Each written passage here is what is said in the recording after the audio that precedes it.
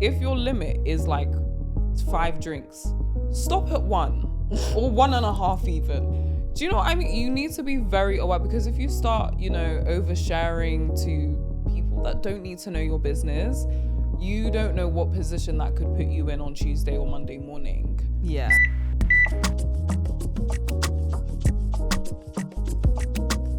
Hi everyone, and welcome to Apprenticeish, where we talk all about apprentices, apprenticeships, kind of. My name's Josephine. And my name's Alika. And we are your hosts of the Apprenticeish podcast. Today, team, we are about to go through the different ways of how to not lose your apprenticeship. I speak about it so seriously because everyone gets really, really excited about getting the apprenticeship. It's so competitive. They've gone through like 10 different stages of interviewings and they've applied to like 30 different places. You're finally there and then you lose it all. Mm-hmm. So we are trying to give tips, advice to people who are current apprentices on how, and people who are about to go into their apprenticeship, on how to, just don't do wild things in order to get yourself fired. So we split it up into a few different categories. But first of all, wanting to start with more of an opening note before we go into the 3 different categories of mistakes that you can make as an apprentice. First of all, please make sure that you are looking at the standard and requirements of your regulatory body. So if you're going to do an apprenticeship, 9 times out of 10, you're going to be assessed by standards, which are from a regulatory body, particularly if you're going to do a level 7 or level 6 degree apprenticeship. Even if you are not doing a level 6 or 7 degree apprenticeship, there are, in whatever area that you're working in a professional environment, there are rules that you need to adhere to. For us, we work in law. That will be the SRA's Code of Conduct for solicitors and firms. Even though we are not qualified solicitors, we still have standards to abide by. Same goes with people in marketing. There are marketing guidelines. People working in accounting, there's accounting guidelines. Just make sure you're aware of what on earth is happening. Don't just rock up to the workplace and think you can move anyhow. And also don't do things just because other people are doing them. That doesn't make them correct. Yeah, 100%. Yeah. So, yeah. I feel like in terms of don't do things that your friends are doing or everybody else is doing, it reminds me of this example of somebody working within the legal profession who was bumping train or tram, some public transport that you're supposed to pay for. Yeah. They were both of them. There was more than one. Okay, yeah. So they were it was a dishonest move because you're using public transport without paying for it. You're not being an honest, upstanding citizen of society. And obviously our regulatory board came down hard on them because, why, like, you're supposed to be a lawyer, so you're supposed to be, the pinnacle of integrity and honesty and doing what's right. And there you are doing a stupid move like that. And some would argue that it's not proportionate to be struck off the roll, to be doing your whole law degree and then the vocational training, and you qualify all the time and money that you spent getting to that point, to be struck off just because you were not paying your bus fare or train fare. But that is the nature of the game. And our regulatory body had made the codes and principles crystal clear for everybody. Alika's not lying. It's been drummed into our head since day 1, and we're in year 5. Do you know what I mean? And we're not qualified yet, but we know it, and we know that could get me in trouble. That could get me struck off the roll. So yeah, you can't follow your friends all the time. And also, I think another reason why this episode is so pertinent is because there are actually quite a lot of people who don't finish their apprenticeships, which I don't think a lot of people realize when going into it. Honestly, I didn't even know about it until, I think it was like maybe maybe 6 months ago, I was doing a LinkedIn post and I was talking about celebrate your milestones. And whilst doing that, I was like, oh, wait, hold on. Not everyone's even finishing. Mm-hmm. So I'll just read out a statistic. It was saying in 2022 to 2023, the completion rate of apprenticeships was 54%.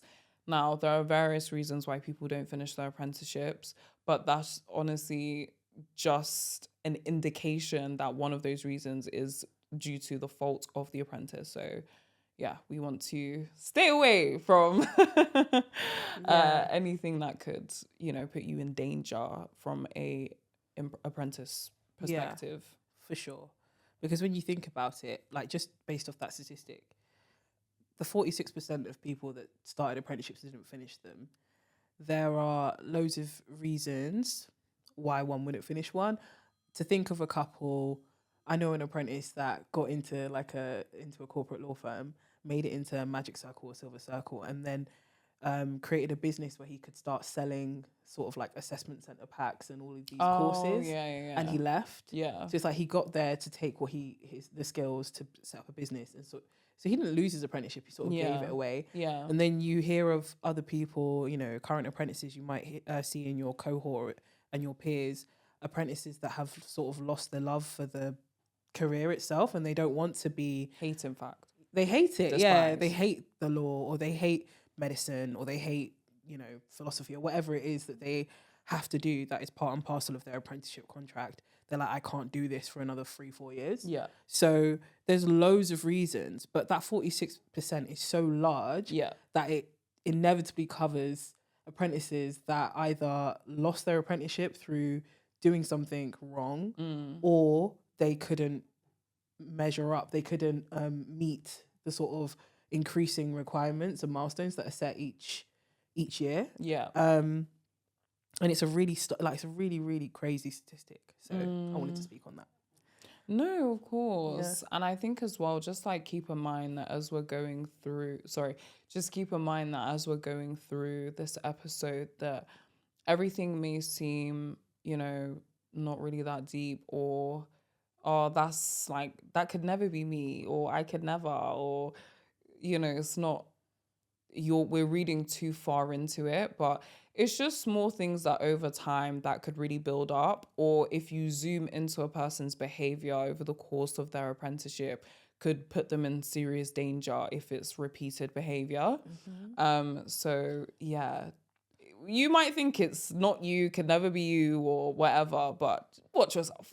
Yeah, because even like during the early years of your apprenticeship, if you're thinking, I'm young, like now's the time to make mistakes.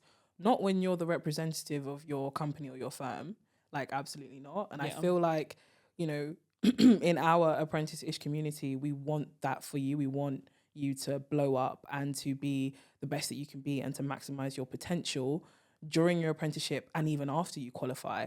But with, not with glory or power, but do you know what I mean? With more fame, with more sort of attention,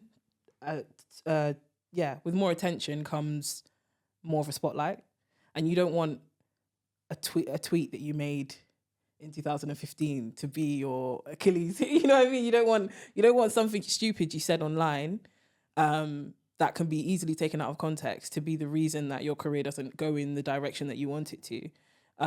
So yeah, I definitely did a social media, what do you call it, where you like go through everything and delete things that you're like, even though it's not that deep, I'm getting rid of it. Because it's all important.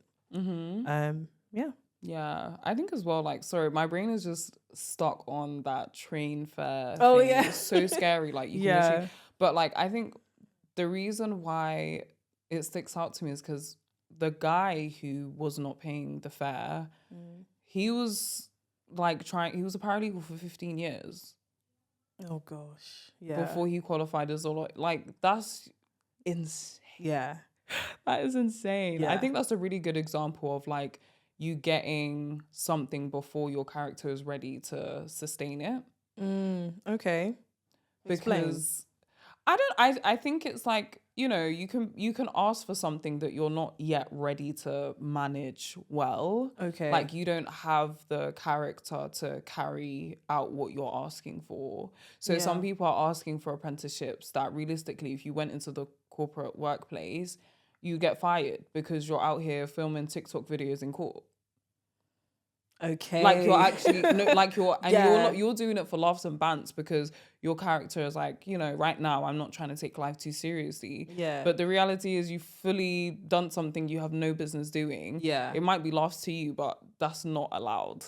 So 100%. there's just, So anyway, Yeah. we're gonna get into Yeah. But you know what? The some of the lot of the areas. horror stories that we know are from law, which that industry has one of the highest standards Yeah, and thresholds very high. for behavior of the professionals that belong to that industry.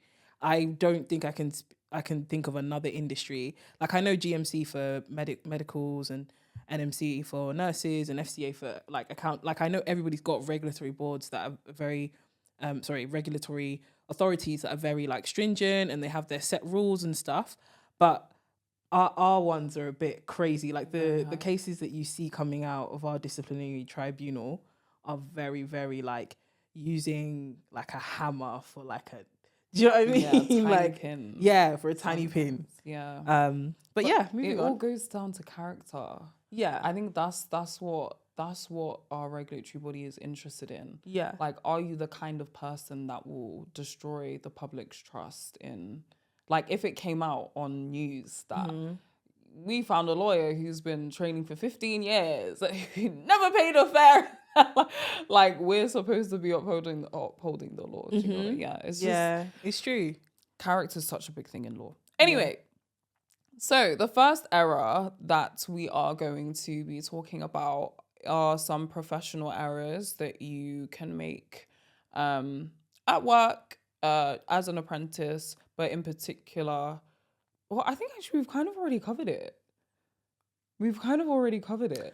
We kind of have, yeah. Yeah. Which is basically just like making sure you're aware of your industry standard. Some people don't even know what standard they're held by. They'll start moving anyhow, and then they'll be shocked when they got thrown out of the industry. I think maybe some buzzwords to familiarize yourself with, like regulation, how you're regulated. Those set out the standards and the rules for which you should operate. Ethical. An ethical principle or guideline is different from like a legal one, because if you broke a legal one or a compliance one, you are breaking the law. If you broke an ethical one, you've put yourself in a compromising position where you're going to be seen in a different light because you're not carrying or stewarding the spirit of, what your apprenticeship and your profession wants you to. So I think familiarizing yourself, I think when people see regulatory, disciplinary, ethical, they get a bit like yawn, turned off. I think familiarize yourself with the buzzwords. Huh? Not me actually. Well, I'm doing my job. So like familiarize yourself with the words, so you know exactly what they mean and like the ramifications of everything. It's a serious, it's like one of the most serious things you can do to set yourself up for your apprenticeship. Do you want to talk about the next one or Workplace errors. Yeah. Oh yes. Okay. So very excited. workplace errors. So we'll start off with poor interpersonal skills. There are just things you should stay away from, including office drama, getting involved in all of the people politics and drama of what's going on in the workplace. It's just a bad look. And, if I see a lot of people who are like, yappa, and it's just like all these people that you're trying to win over with your tea and your gossip, they're looking at you like, if you're talking about your supervisor like this, or if you're talking about your colleague like this, then what are you saying about me? Like, that's what's going on in their head. They're not saying it to you. They're just nodding and smiling. And I think, you're digging a hole when you get involved in office drama and gossip, and you should really try and stay away from that. Also, isolating yourself. I feel like you have to keep a balance between, going everywhere and being in absolutely everyone's business and saying hello to absolutely everyone in the room, and, you know, locking yourself away. People don't even know if you work for this, if you guys work for the same company, because you isolate yourself and you don't want to be, you know, part of the team, part of the company, part of the brand. So you have to find your balance there. Because people who isolate themselves, they don't really get the opportunities and the promotions and the guidance that they need. Also, like, human beings need community, they need networks. So, you know, be careful, because I hear it with, you know, being shy and being anxious and all of that, but you do need to make connections in your apprenticeship. And then, Can I just add something on go that on. as well? I think as well, like the nature, we're obviously talking to apprentices, but the nature of your role is to learn. And you can't do that if you're like locking yourself in a room or a pod or a little office every single day, trying to interact with your team as little as possible. It's just not a conducive environment for you to grow. Like, obviously there's a space and a time where you will really need focused work or whatever, but at the end of the day, like, you actually need to talk to your team members. Yeah. Yeah. And this is something that's a bit controversial, you know, with the whole working from home, remote working thing, because obviously the pandemic showed that people are actually more productive when they work from home. But for, as you were saying, a learner and as an apprentice, I think you would benefit from spending the majority of your time in and around and being a fly on the wall in meetings and being around the people that you're aspiring to be or the job roles that you're aspiring to take up in the next 5 to 10 years, as opposed to working from home and, you know, chasing people for that feedback or for the, you know, virtually. I just think it doesn't work. So yeah, you can be more productive at home, but can you harness and develop and hone all the skills that you're here to soak up? I don't think so. Yeah. So yeah. And then office parties. Oh my gosh. This is I felt like it should be included. no, for sure. I mean, it's perfect timing because, you know, Christmas is around the corner and this is where the most wild things take place. Yeah, behave yourself in office parties, office after work drinks. You know, I mean, we're making changes, but at the moment, our country is pretty much an alcohol based sort of like work after work culture. And where alcohol is involved, you know, people say things, people do things. There's a lot that you can look up online without me getting into all of that. And I feel like you should never be in the middle of that. You know, everybody has their own rules. Some people, I used to do it, go there for the first hour and then I'm out. see who you need to see, and then you're out of there. Others will stay the whole time, but they will, you know, check themselves, maybe not drink alcohol or, you know their limits, not say too much. Like, just because it's a party, it doesn't transform your bosses and your colleagues to your friends. You need to, do you know what I mean? You're still a representative of the firm. You're still going to have to come and see them, you know, Monday morning. So yeah, Just don't behave. Yeah, like, don't do anything that you would be embarrassed to do if you were sober. Yeah. Like, you shouldn't be.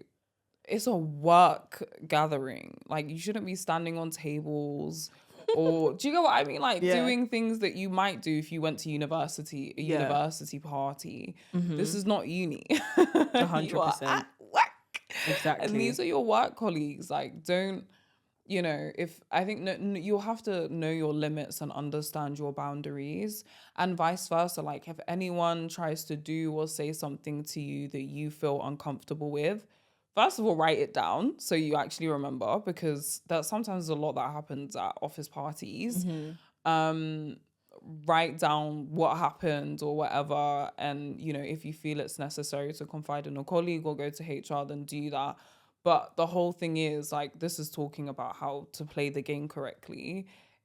If your limit is like 5 drinks, stop at 1 or 1.5 even. Do you know what I mean? You need to be very aware, because if you start, you know, oversharing to people that don't need to know your business, you don't know what position that could put you in on Tuesday or Monday morning. Yeah. So, you know, just make sure that you are putting in your own boundaries. Yeah. I think in terms of the workplace as well, um, not meeting workplace standards. What does that mean? It could mean how you show up. It could mean in the work that you deliver. It could mean when you're delivering the work. There are apprentices that have lost their apprenticeship due to not submitting work on time over an extended period, Yeah. not submitting work of a good quality, not showing up at their designated start time or finishing at their designated end time.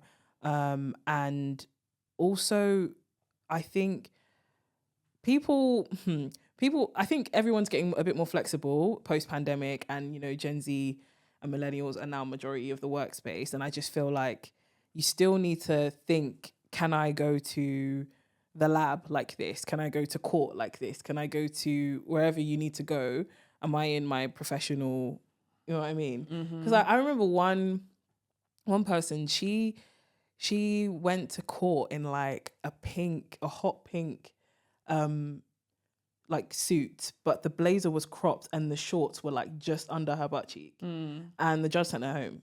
Oh. Yeah, so I'm not listening to anything you have to say. That's insane. Yeah, and I was just like, obviously she didn't lose her apprenticeship, but it's not a good look. And the fact that I'm still talking about it and I remember it for 3 years later, you know what I mean? It stays with you. So I think, yeah, you need to understand the quality and the standards that are expected of you in your workplace and adhere to them, and make sure you're always, for us, it would be like time recording. Like we always need to make sure that we're on it. So yeah.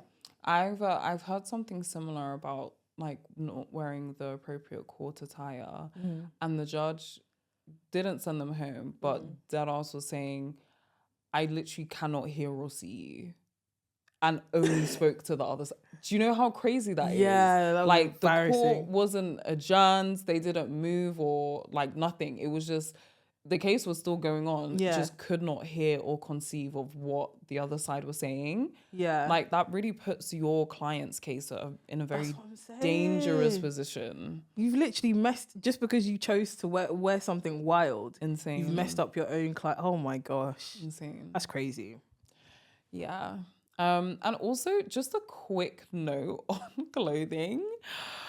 Please, if you're like new to the workplace, be careful with some of the suggestions you're seeing on social media, because not all of the work appropriate attire is work appropriate. I just wanted to like underline that 3 times and highlight it. Font scale 50. Just watch out with that. Yeah. Okay, so the final part is apprenticeship errors, mistakes that you can make during your apprenticeship. So this is focusing specifically on your obligations as an apprentice and falling below or beneath the contractual obligations that you have. So in order for your apprenticeship to function at all, you yourself will need to submit work or complete tests or provide a record of learning throughout your apprenticeship in order for the company to maintain the funding. So if you're not handing in any work, or it's consistently like 3 months late, or you're only handing in 3 lines over a course of like 4 years, I just don't know what you're expecting. Like somebody is going to pull you up on that, because you're not only putting the company in danger from like a tax and funding perspective, but also it's kind of showing that you're not really learning that much. So you can't really continue on the apprenticeship anyway. Yeah. And this is what I mean about people are really excited to get an apprenticeship or to step into the apprentice space, degree apprenticeship or not. And then the character just isn't there to maintain it. You get tired, it's inconvenient, or the job is overwhelming, so you just abandon the study side entirely. Like that is honestly just it's not good enough at this stage anymore. Yeah. The standard that you're expected to meet is higher as an apprentice than like a uni student. Do you get what I mean? I think there's a lot, obviously you have assignments at university, but like they're every so often, they're not as regular as during an apprenticeship. even when I was doing my level 3 apprenticeship, like there was a regular flow of uni work. It wasn't uni, but of coursework that I needed to hand in. So Yeah, I feel like that's such an important point, because apprenticeships, degree ones, are uni and work, and you need to manage both. On your study day, is your out of office on, so that when important clients are emailing you like, hey, where's this, or where did you say this is that, they get that bounce back, that you're not actually going to read or be able to deal with their queries until X date. Like, there are loads of things you should be doing to cover yourself and to protect yourself. And I feel like the very first step after you've gotten your, well, before you sign the contract, is to read the contract. And after you signed it, read the contract. And if you don't understand anything, get somebody else to explain the contract, because that is, that's the legal sort of, that's the, what is, how do I explain it? It's the contract. It's what keeps you obligated to your company and them to you. So if they're found in breach or you're found in breach, then either side has cause to take the other party to court or to a tribunal, or, you know, force them to make good on their side of the contract. So you need to know what's expected of you. Other ways of protecting yourself. I mean, the out of office is a simple one, but start thinking about ways that you can protect yourself. If you're finding the university side overwhelming, have you asked for extra support, extra resources? Have you been tested for any sort of specific learning difficulties? Do you have an inclusion plan that can give you extra time for assessments, or get you transcripts for a lecture? Equally, on the work side, can you speak to HR and say, listen, I'm having trouble multitasking with taking a note and attending the meeting. Can I use this voice recorder? Like, there's loads of little things that you can do to tweak your apprenticeship to suit you. But if you're like, just, you don't really care, or you've tapped out because you realize that you can't do it in the way that you want to, or the way that's expected, these people are watching you. You might think they're not, but they actually are monitoring you. They're just not saying anything, because they have a plan. Like, universities, companies, they have their plans and their processes of how to get rid of an apprentice. So you need to make sure that you're your own police, and that you're taking care of yourself, and you're asking for help, and you're being transparent, and you're protecting yourself, because nobody's coming to save you. I know people like to say that on social media, but literally there is nobody coming to save you. Only you can save yourself. So yeah. that was beautiful. Oh, thank That you. was so well put. I really enjoyed that. So we are now moving on to our Q&A segments. So if you have, guys, we are T-Red with a capital T of reading scenarios from Reddit.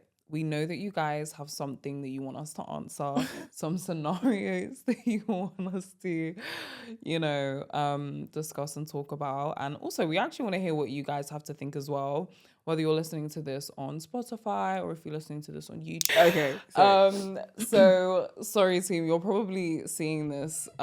We've had to change the camera really quickly because the other one was moving helter skelter. We were basically just saying, anyone who has question scenarios, please send them through, because we do not want to keep trawling through Reddit trying to find like scenarios and stuff. So we're here, we're around, we want to hear what your thoughts are. Yeah. Do you want to go for it? Sure. So I'm a third year, about to go into my fourth year as a pipe fitter, and I haven't learned anything. I was working my first 2 years in refineries and some HVAC jobs. Then I left for a little over 2 years to try out college. I came back to the trade and stayed in the refineries for almost a year. Now I switched from my original local to another one nearby, so that I can only work HVAC jobs for the good schedule and job reliability. But I don't know anything. I'm just as useful as a first year apprentice. And the journeymen I work with are starting to get tired of me. It's only my second week. I get so stuck on one task and confused on how to go about it. I ask questions, but nobody takes the time to actually show me or work beside me. I know nothing. I'm basically a glorified first year apprentice. Should I find another trade to start afresh? Should I ask my union hall if I can reapply for the apprenticeship? I'm a lost cause at this point and self-sabotaged my apprenticeship. That sounds really sad. That is really sad. Do you want to go first, or do you want me to go first? No, you go first. Okay, so I'd probably say, first of all, that you might want to check if you have any like specific learning difficulty. This is not me being shady in any way, shape, or form because I literally have dyslexia. But if someone's been teaching you something for 3 to 4 years now and you're still not getting it, maybe it's the way in which that people are teaching you that just isn't consumable for like your brain to comprehend, which is fine. People learn in different ways. So I'd probably say speak to a union about like getting some help with getting an assessment done so you can figure out how to learn, especially because that could genuinely impact or influence your studies, which you don't want to put yourself in an awkward position there. I think if you're struggling to learn, obviously, I wouldn't say that you've learned nothing at all because, you know, that like sometimes, even when we're revising for an exam or for a test, we feel like we know absolutely nothing. But actually, you know, especially if we've been studying the topic for a little while, you do know bits and here of things here and there. So I would probably just say to like, you know, go a little bit easier on yourself. You probably do know something. I'm sure if like your cousin who has never been in that space before, they wouldn't even know how to like walk around buildings that you're working on or anything like that. They wouldn't know safety standards or, you know, things that just come to you really naturally. In terms of whether or not you should tap out and start somewhere else, if you've been working in the same place for 4 years and you don't understand anything and nobody's willing to help you, that might be a good indication that maybe that space is just not for you, and you should consider other places. However, it might be worth speaking to people in other places so that you're not walking into the same situation all over again. Like, if that's the way that everyone teaches everywhere, then, you know, you might want to rethink whether or not this is for you, or whether you're passionate enough to, you know, really apply yourself and to keep trying to learn how to do it, but just in a different way. um Maybe ask your union hall for advice more generally because they would know the specific ins and outs of your industry. What would you say? Um, I would encourage this person to be selfish and to put themselves first. I feel like to get to a 4 year mark and say I'm no better than a first year means that there was an allowance. You allowed yourself to go this far or to stay stagnant. I'm not trying to minimize the difficulties and, you know, the horrible sort of treatment that your coworkers are giving you, but the instant one of us sees something wrong or that we can work on or a limitation, it needs to be addressed. Yeah. Do you know what I mean? Yeah. Because it's part of the growth mindset. So I think, yeah, be selfish and put yourself first in the sense of if something is going wrong, you need to address it from the jump. If you don't know what to do, you need to get advice from yourself from the jump. You should not be staying sort of still. And there's a lot of like negative wording in your sort of your question that has made me think that this has had an impact on your mental health and your self-esteem and your confidence. So again, you need to put yourself first because that needs rebuilding. Saying that you're a lost cause, not true, because you wouldn't have a job if you're a lost cause. Saying that you've self-sabotaged your apprenticeship, not true, because yes, albeit late, you have come to a point where you're like, something is wrong, something needs to change. And saying I'm just as good as a first year apprenticeship, a first year apprentice, that's, to me, that's a little shady because a first year apprentice brings the energy and the innovation and the creativity of somebody, you know, somebody who's not jaded and sort of like, you know, eyes half shut. They're very sprightly. Also, not only do you pour into an apprentice in the first year, they give something back. And I feel like you saying you're just as good as a first year apprentice, you said it a couple of times, I don't think it's an insult. I think it's it means that you're willing to learn, you're here, and you have a journey of self-development and professional development ahead of you. You just need to know how to navigate it. So yeah, that's what I would say. Thank you. Thank you. We will now move on to our golden nugget section, which is just like a final few words or book recommendation or a movie recommendation. We should include a movie next We time. should do a movie. About this topic. So do you want to go first? Yeah, my golden nugget is evidence. Cover your bases in writing. Everything that happens should be in writing. It should be timestamped. If something happens to you, email yourself what happened to you in the moment. If somebody gives you a task that they shouldn't have, or gives you the wrong instructions, and to avoid you, so that you don't get thrown under the bus, you should write an email or time record, put it in the system, doing XYZ as instructed by XYZ who said XYZ. Everything should be in writing. The minute things aren't in writing is when, and maybe, you know, ish hits the fan, something comes back to bite you. It can't be your word against the other person's word. That means absolutely nothing in the professional workspace. So cover your bases in writing, evidence everything. Oh, and also I completely agree with that, because I've definitely been dragged because someone gave me the complete wrong information and then acted like they never told me anything. It was the most innocent thing. It's such a gaslight. You have to write it down. So annoying. Anyway, my golden nugget is a book called How to Win Friends and Influence People.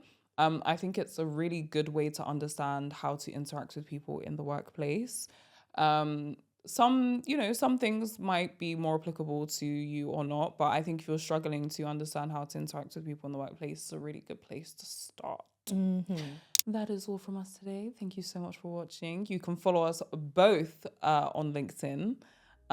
We also have the Apprenticeish Instagram, and please leave a comment. We want to know what you guys actually have to say about that Q&A section. And also if you have any tips for current apprentices on how to play the game well. Thank you so much for watching. See you next week. Bye guys. Bye.